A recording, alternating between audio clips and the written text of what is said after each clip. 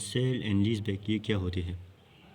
جیسے آپ کو پیسے کی ضرورت ہے، ادھار سے ملا نہیں آپ کو، تو آپ نے اپنا ایسٹ بیچ دیا، لیکن یہ ایسٹ تو چاہیے، تو آپ نے اس ایسٹ کو بھیجا، پیسے آ گئی، لیکن یہ ایسٹ تو آپ کو چاہیے، تو آپ اس سے کہیں گے کہ یہ ایسٹ مجھے پھر سے لیز پہ واپس دے دینا، اور اس کے ساتھ رینٹ ڈیسائیڈ ہو گیا اور آپ کے پاس پھر سے ایسٹ واپس آ گیا، تو آپ کا پرپس بھی پورا ہوا پیسوں والوں کا، تو آپ کا پرپس بھی پورا ہوا پیسوں کا، اور ایسٹ رہ گیا۔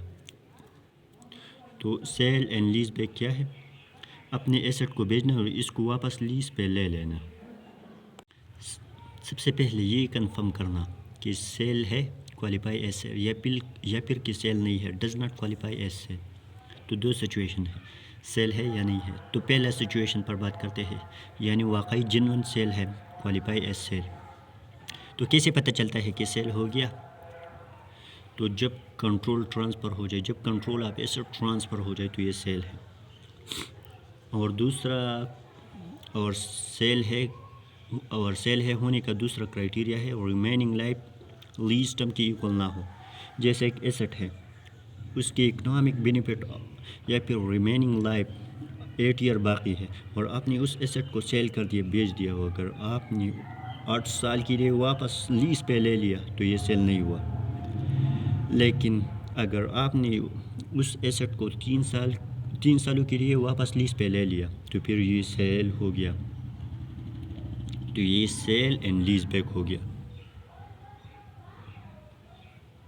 بٹ یہاں پر آپ نے ایزیوم کرنا ہے کہ پارشل بکا اور پارشل ریٹین کیا، یعنی تھوڑا سیل ہوا اور تھوڑا ریٹین کیا۔ ٹیکنیکلی کتنے ٹرانسفر ہوئی تھی؟ تو 8 دی تھی، اس میں 3 واپس لے لی، یعنی 8 سال کا اکنامک بینیفٹ ٹرانسفر کیا تھا، لیکن اس میں 3 سال واپس لے لی۔ تو جو پورشن آپ نے ریٹین کیا، اس کی کیئرنگ ویلیو سنبھال کے رکھ کے اپنے پاس ایسٹ کی، تو measure the right of use of asset as retained portion of the previous carrying value۔ اور جو پارشل سیل کیا اس کا پروفٹ اینڈ لاس بک کرو، recognize gain and loss on the right transfer to the lessor. اب اس کے entry پر بات کرتے ہیں۔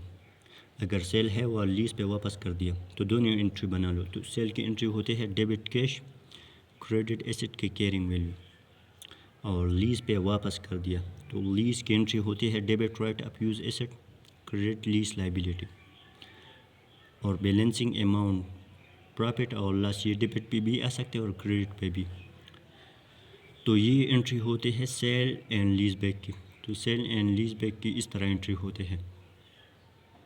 تو پہلے سچویشن کو ڈسکس کر لیا، اب دوسری سچویشن کو ڈسکس کرتے ہیں، یعنی کہ سیل نہیں ہے، transfer to buyer lessor does not qualify as sale, یعنی کہ سیل نہیں ہے۔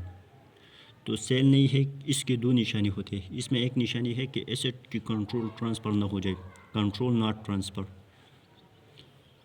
جبکہ سیل نہیں ہوا کہ دوسری اور امپورٹنٹ نشانی یہ ہے کہ ریمیننگ لائف لیز ٹرم کی ایکول ہو۔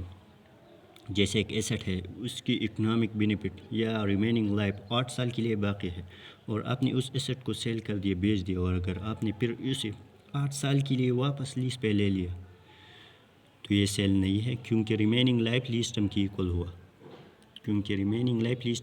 ہے۔ تو جب ایسٹ سیل نہیں ہوا، بکا نہیں، does not qualify as sale, تو پھر اس کو اپنے بکس میں سے نہیں نکالو، یعنی ایسٹ کو اپنے بک میں کنٹینیو رکھو، تو کنٹینیو ریکگنیشن آف ایسٹ۔ اگر آپ کو کوئی اماؤنٹ ریسیو ہوتے ہیں، یعنی آپ نے ایسٹ دیا وہ نہیں بکا، وہ سیل نہیں ہوا، ایسا لگ رہا ہے کہ سیل ہوا لیکن اکاؤنٹنٹ سوچ رہا ہے کہ نہیں بکا، چلو ایسٹ دیا، پیسے تو آئے، تو پھر اکاؤنٹنٹ کہے گا کہ یہ جو پیسے آئے یہ لون کے پیسے ہیں، انسٹالمنٹ میں یہ لون واپس کرنا ہے، اور لون IFRS 9 ہی ڈیل کرتا ہے، اس کو فائنینشیل لائبلٹی کہتے ہیں۔ تو ایک دفعہ ریڈ کرتے ہیں، amount receive are recognize as financial liability under IFRS 9 financial instrument.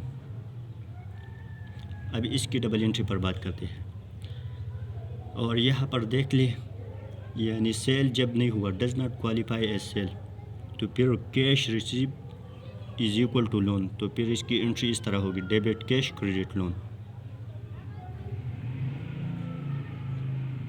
Cell and lease back میں سب سے پہلے آپ نے یہ فائنڈ کرنا ہے کہ سیل ہے کہ نہیں ہے. تو اس کی ڈبل انٹری پر ایک ایگزامپل کو دیکھ لیتے ہیں تاکہ آپ لوگوں کا کنسیپٹ 100% کلیئر ہو جائے. ایسٹ کی کیئرنگ ویلیو ہے 50,000، یعنی جیسے ایک مشین 50,000 کی ہے، سولڈ پر 60,000، یعنی آپ نے بیچ دیا 60,000 پر، اور یہ 60,000 فیئر ویلیو بھی ہے. اس کا مطلب یہ ہوا کہ آپ نے مارکیٹ ویلیو پہ بیچ دی.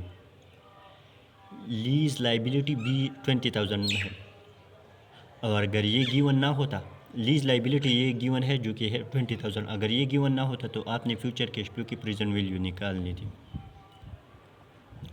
اب آپ کو کہا جا رہا ہے کہ جرنل انٹری بنائے اگر سیل ہے یا پھر نہ. تو سب سے پہلے ناٹ اصل، اگر یہ سیل ٹرانزیکشن نہیں ہے تو پھر ایسٹ تو اپنا ہی ہے اور اپنی چیزوں کو ریکگنائز نہیں کرتے. اور سمپل جو پیسہ آیا ہے کتنے کا بیچا ہے، تو سولڈ پر 60,000، یعنی 60,000 پر بیچا ہے. تو یہ سارا کا سارا پیسہ لون ہے، تو پھر ڈبل انٹری ہوگی ڈیبٹ کیش، کیونکہ 60,000 کا کیش آ گیا، اور یہ سارا کا سارا لون ہے تو پھر کریڈٹ لون 60,000. سیل، اگر یہ سیل ہے تو سیل کی ڈبل انٹری اس طرح ہوتے ہیں ڈیبٹ کیش، کریڈٹ ایسٹ کی کیئرنگ ویلیو. اور پھر لیز پہ واپس لے لیا تو لیز کی ڈبل انٹری اس طرح ہوتی ہے debit right of use asset, credit lease liability. تو ایسٹ کی کیئرنگ ویلیو گیون ہے جو کہ ہے 50,000.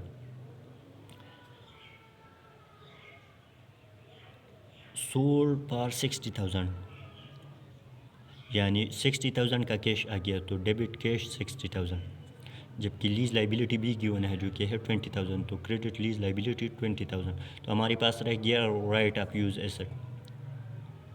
اور رائٹ آف یوز ایسٹ کو کیلکولیٹ کرنے کا ایک فارمولا ہے جو کہ ہے carrying value multiply lease liability divide by fair value. تو کیئرنگ ویلیو ہے 50,000، لیز لائبلٹی ہے 20,000 ڈیوائڈ بائی فیئر ویلیو ہے 60,000.